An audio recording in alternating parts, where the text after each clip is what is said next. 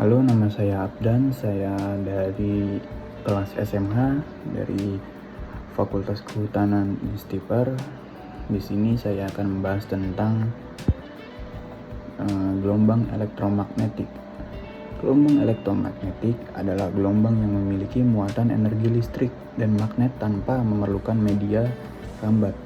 Artinya, gelombang elektromagnetik dapat merambat meskipun dalam ruang hampa.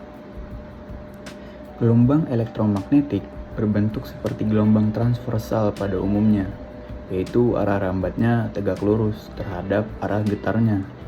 Dalam kehidupan sehari-hari, manusia banyak memanfaatkan gelombang elektromagnetik. Oleh sebab itu, mempelajari gelombang ini penting untuk dilakukan, khususnya jika Anda penasaran dengan cara kerja benda-benda seperti teknologi ronsen dan sinyal radio. Berikut ini adalah rangkuman sifat-sifat spektrum dan contoh berbagai penerapan gelombang elektromagnetik. Sifat gelombang elektromagnetik.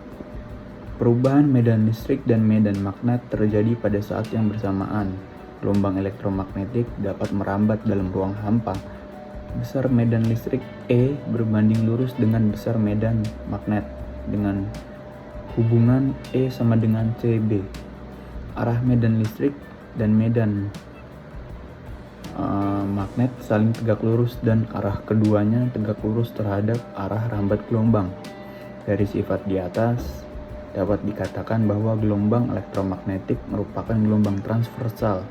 Karena termasuk gelombang transversal, maka dapat mengalami polarisasi, peristiwa pemantulan atau refleksi, pembiasan atau refraksi, interferensi, dan pelenturan atau difraksi.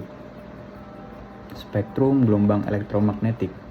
Spektrum elektromagnetik adalah susunan semua bentuk gelombang elektromagnetik berdasarkan panjang gelombang dan frekuensinya. Berikut adalah penjelasan spektrum gelombang elektromagnetik. Yang pertama, gelombang radio. Gelombang radio dihasilkan oleh muatan-muatan listrik yang dipercepat melalui kawat-kawat penghantar. Muatan-muatan ini dibandingkan oleh rangkaian elektronika yang disebut osilator. Gelombang radio ini dipancarkan dari antena dan juga diterima oleh antena. Gelombang ini dimanfaatkan untuk teknologi radio, televisi, telepon, dan radar. Yang kedua, gelombang mikro. Gelombang mikro atau microwave dihasilkan oleh tabung klystron yang berfungsi sebagai penghantar energi panas. Jika gelombang mikro diserap oleh sebuah benda, maka akan muncul efek pemanasan pada benda tersebut. Jika makanan menyerap radiasi gelombang mikro, maka makanan menjadi panas. Gelombang ini dimanfaatkan dalam teknologi microwave. 3. Sinar inframerah atau infrared. Sinar inframerah dihasilkan oleh elektron dalam molekul-molekul yang bergetar. Ketika benda dipanaskan, energi dilepaskan oleh atom dan molekul yang bergetar dalam bentuk radiasi inframerah. Sinar inframerah digunakan untuk remote TV, transfer data di ponsel, dan terapi fisik. Yang gelombang cahaya tampak digunakan pada laser dalam serat optik pada bidang telekomunikasi dan kedokteran. 5. Sinar ultraviolet.